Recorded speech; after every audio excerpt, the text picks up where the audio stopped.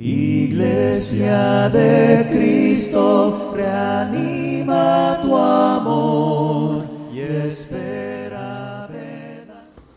Buenos días, hermanos y hermanas, que el Señor los bendiga. El último mes hemos escuchado desde el Evangelio, en los labios, en la boca de Jesús, su buena noticia, la buena noticia de Dios, la buena noticia del Señor, ¿verdad? Esta noticia buena de nuestro Señor Jesucristo nos ha enseñado, nos ha mostrado a nuestro Dios como un Padre bueno, como un Padre que siempre nos ofrece la acogida, su perdón, que siempre nos está buscando, que siempre está buscando, que sale a buscar al hombre, a nosotros. Y en estos tiempos de incertidumbre, de tanta cosa mala que vemos, aflora más fuerte que nunca la buena noticia de Jesucristo, de este Dios bueno que está para salvar el mundo. Es necesario compartir de Él, es necesario que nosotros también podamos entregarle esta buena noticia a otros.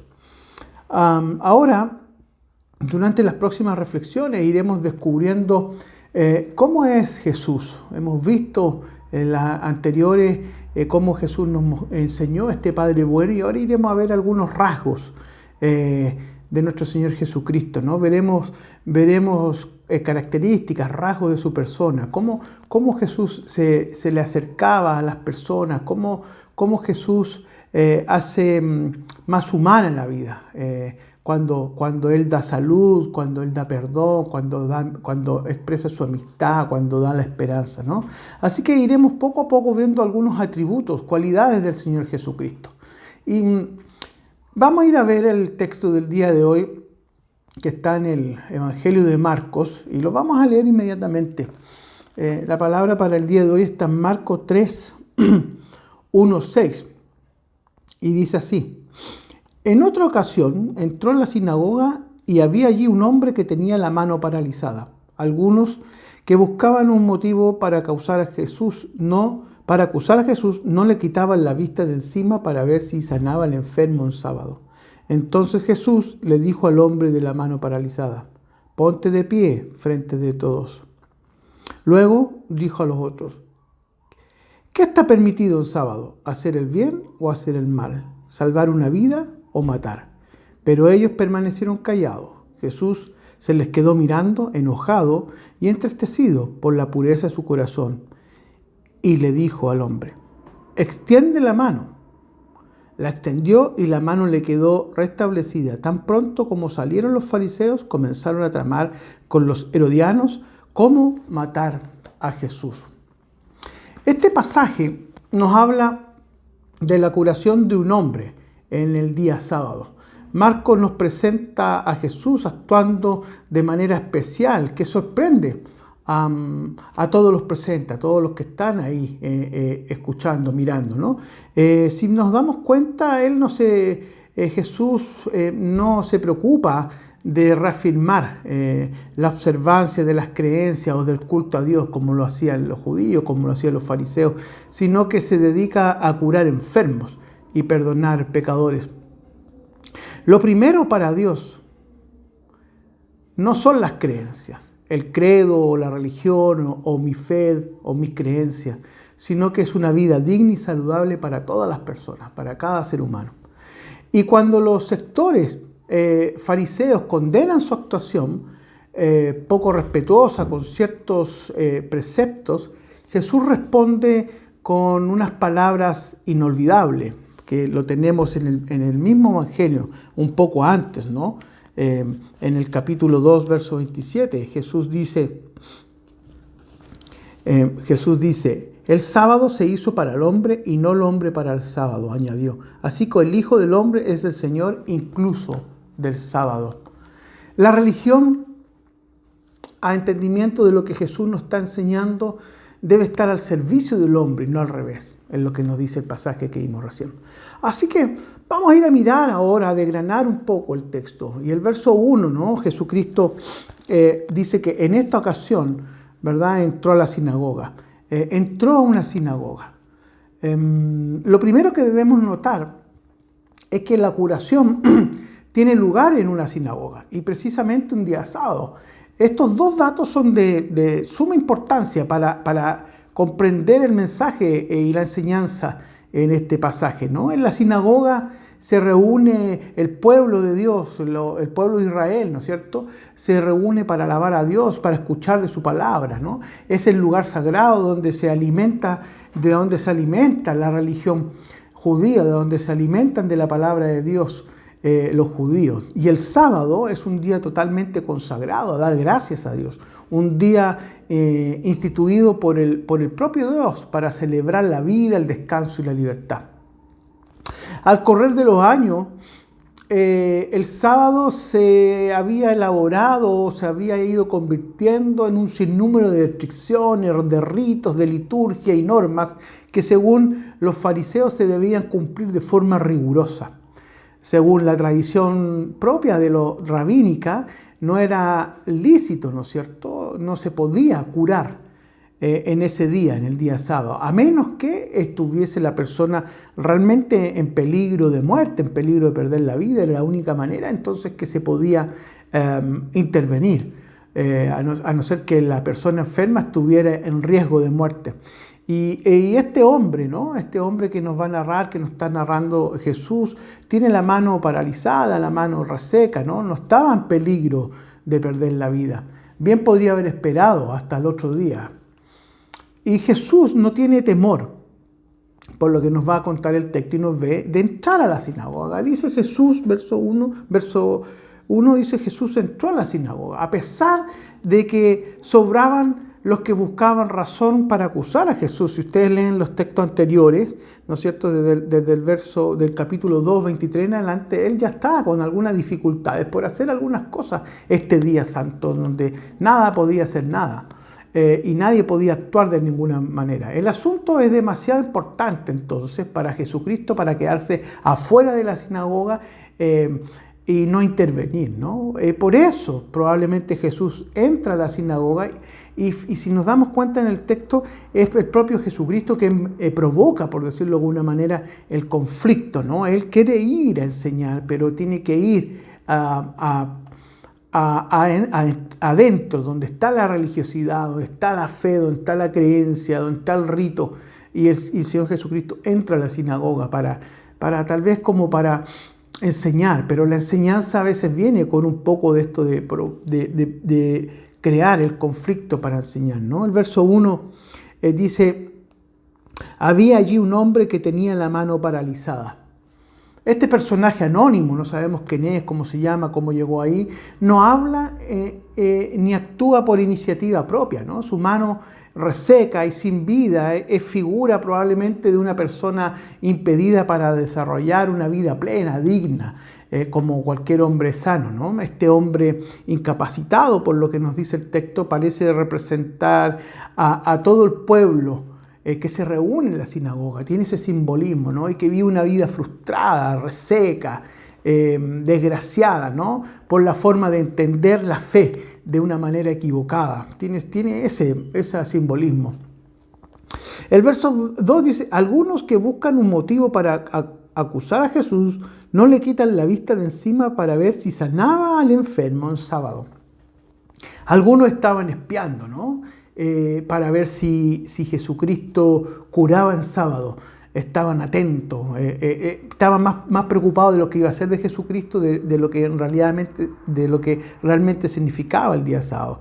Aferrado posiblemente a todas sus posiciones de legalistas, buscan motivos para causar o para acusar, mejor dicho, a Jesús. Quieren ver si Jesús se iba a atrever o no a violar la ley del sábado entre ellos, ¿no? Ese era el punto. Recordemos que este hombre no está en peligro de muerte, veíamos recién, ¿no? Por lo tanto, podría haber esperado hasta el otro día.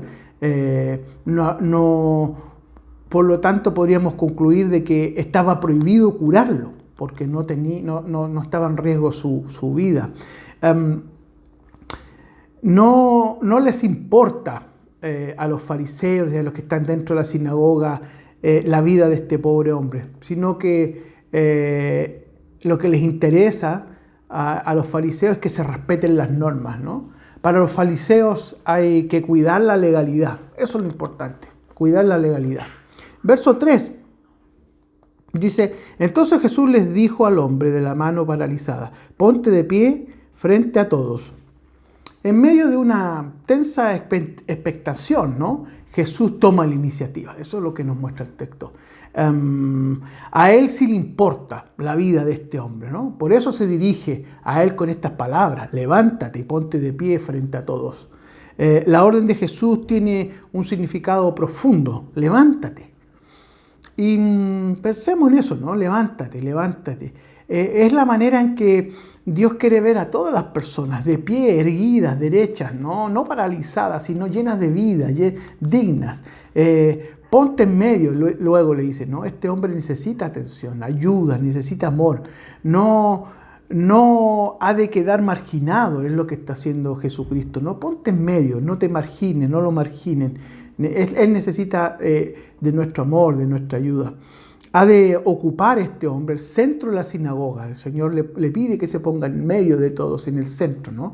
Por lo tanto, ahí hay un concepto también, un simbolismo de que esta persona necesitada, enferma, al ocupar el centro de la sinagoga, significa también que Él debe ser la prioridad y el centro de la fe, de la creencia, de la religión. El verso 4 dice, luego dijo a los otros, ¿qué está permitido el sábado? ¿Hacer el bien o hacer el mal? ¿Salvar una vida o matar?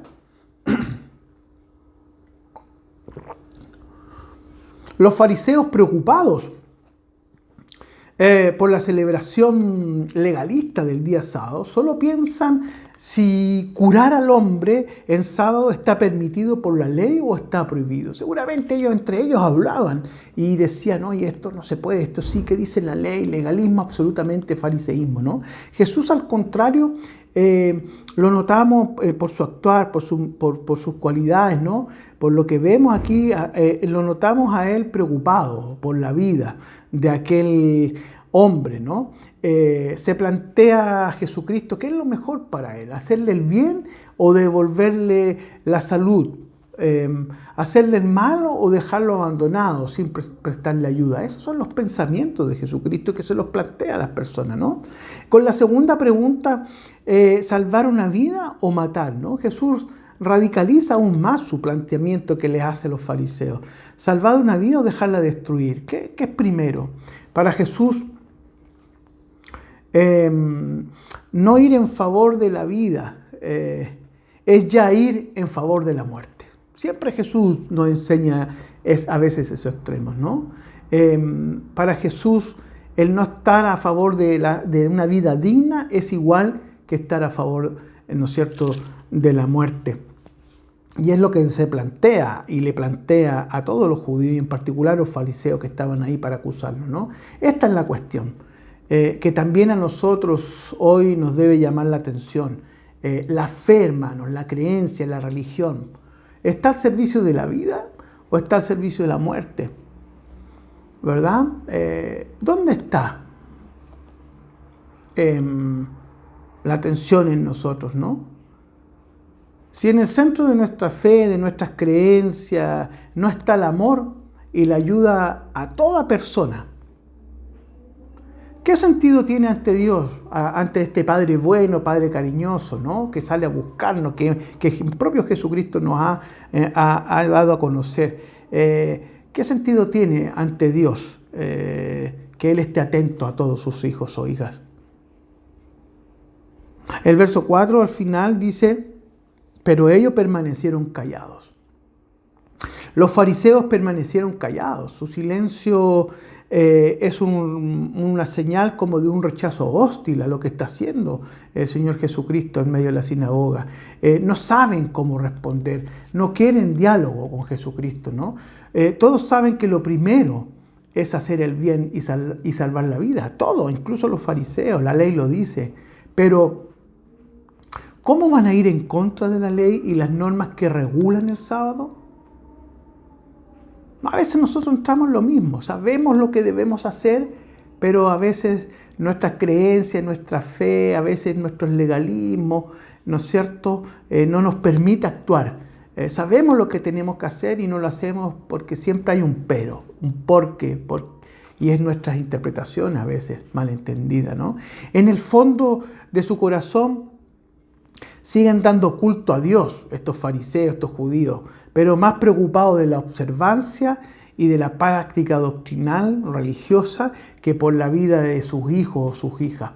Ellos están alabando a Dios, están en el culto a Dios, pero preocupados de que todo salga a la perfección, preocupados de ese legalismo farisaico, ¿no es cierto?, que ellos tenían, y por lo tanto se cegaban a la verdadera religión.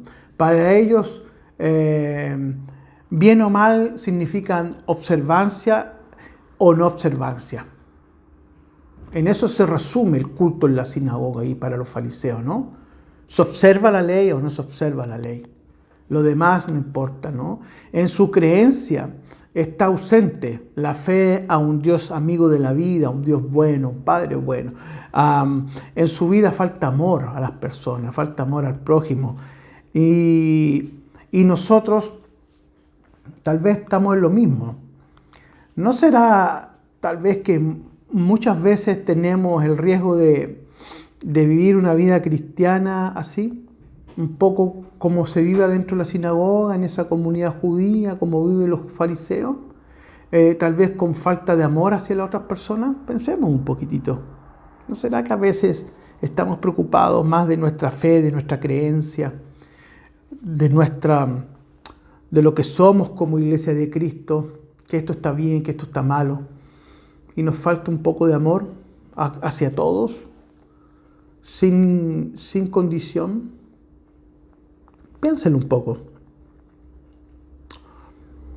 El verso 5 dice: Jesús se les quedó mirando enojado y entristecido por la dureza de su corazón y les dijo al hombre: extiende la mano. La extendió y la mano le quedó restablecida. El verso 5 Jesús se quedó mirando, dice, ¿no? Enojado y entristecido por la dureza del corazón de los fariseos. Este versículo, Marcos, el autor del Evangelio, hace dos observaciones bien interesantes que debemos poner atención. Primero nos dice que Jesús los quedó mirando enojados, ¿no? Su mirada expresa su indignación, su ira tal vez, ante lo que no están a favor de la vida plena y digna de los que sufren. Pues no entienden que eso es precisamente lo que Dios quiere ante nada. Antes que nada, Dios quiere que las personas sean dignas, que las personas sean justicia, ¿no? Dios es un Dios de vida, por lo tanto, lo primero para Dios es la vida. Y segundo, que nos cuenta este versículo, dice que estaba entristecido por la dureza de su corazón, ¿no? A la vez de estar enojado, Jesús, él dice, el texto de Marcos dice que estaba entristecido. Jesús sentía pena ante la ceguera incurable y la resistencia a la voluntad de Dios. En el corazón de Jesús solo hay amor, por eso está entristecido. El enojo, la ira que nos muestra el texto brota de su amor por los que sufren. Y la pena, que él esté apenado, que esté entristecido, nace de su amor a los fariseos.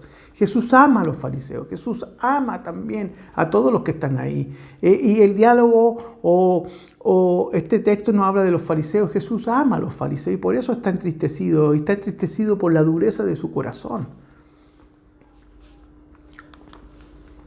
El verso 6 dice: tan pronto como salieron los fariseos, comenzaron a tramar con los herodianos cómo matar a Jesús. Luego que Jesús restaura, ¿no es cierto?, sana a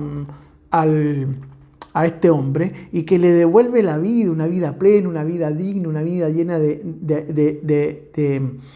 dignidad, de abundancia, ¿no es cierto?, delante de todos, Jesús va a demostrar con un gesto curador, ¿no?, lo que Dios quiere, que no se olvide nunca en las creencias de los judíos y también en las nuestras, ¿no? También en las nuestras. Al hacer este gesto de extender la mano, dice, extiende la mano, este gesto el Señor le dice al hombre que se despliegue. Debe haberle costado probablemente a este hombre extender la mano, ¿no? Y ahí es un símbolo de desplegar toda su vitalidad, de desarrollar todos sus potenciales, debe costarle, ¿no?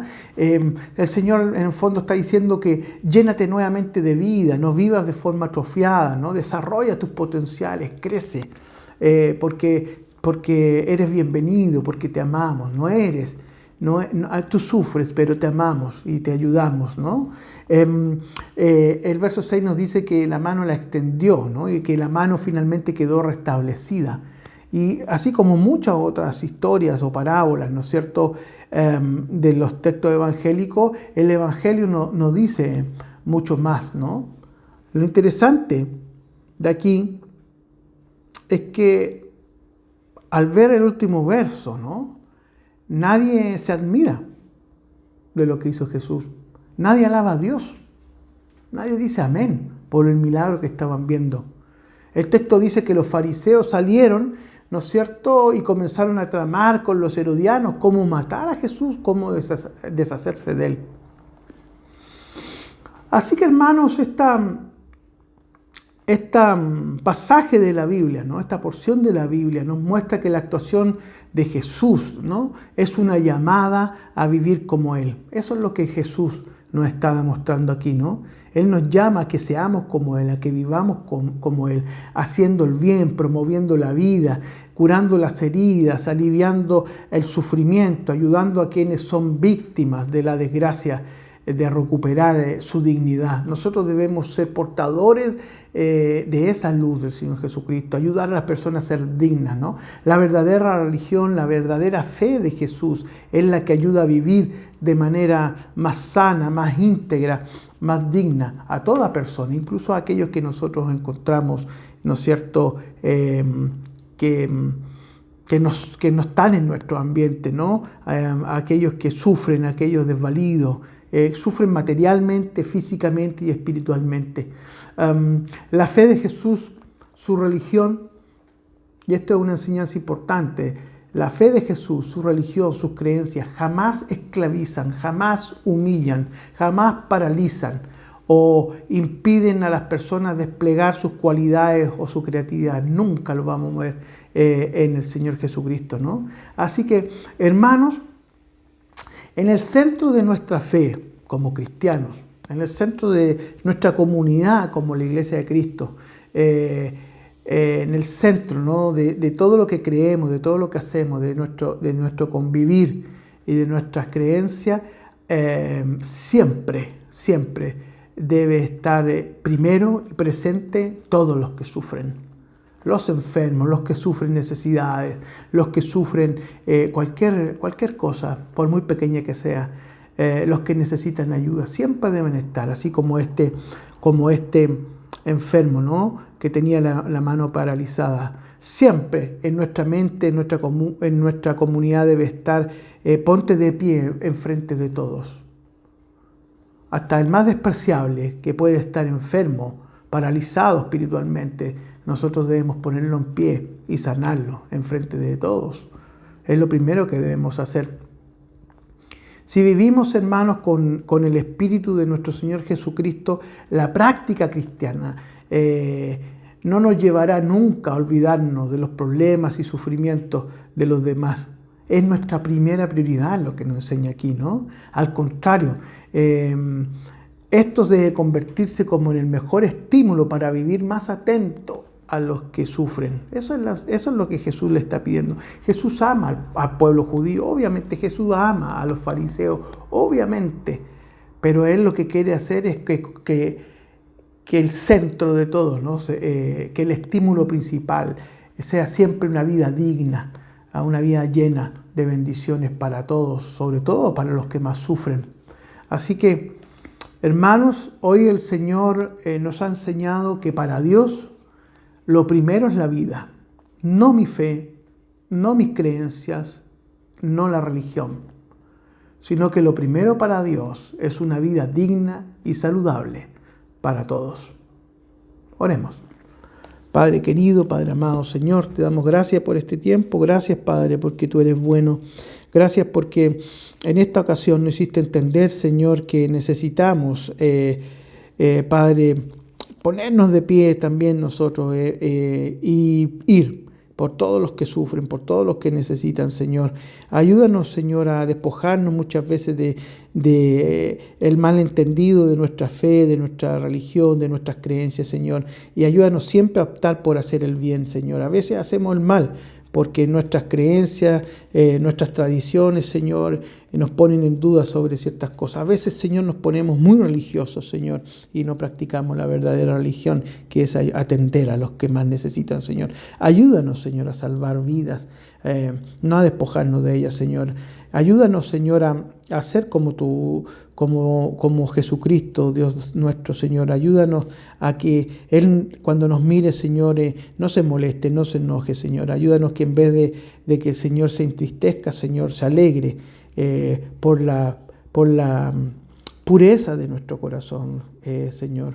Ayúdanos a extender la mano de muchos necesitados, Señor. Ayúdanos, Señor, a restablecer vida, a dar vida digna, Señor, material, físicamente, por sobre todo espiritualmente. Ayúdanos, Señor, a luchar con justicia para buscar primeramente las cosas en tu reino, Señor. Te pedimos, Padre amado, que cada día nos ayudes a ser mejores personas, Señor, a considerar la vida del otro como lo primero, Señor, en vidas dignas, Señor, como la que tú nos has dado a nosotros, Padre. Te damos gracias, Señor, por todo lo que tú haces. En el nombre de Cristo Jesús oramos. Amén. Chao, hermano, que estén bien.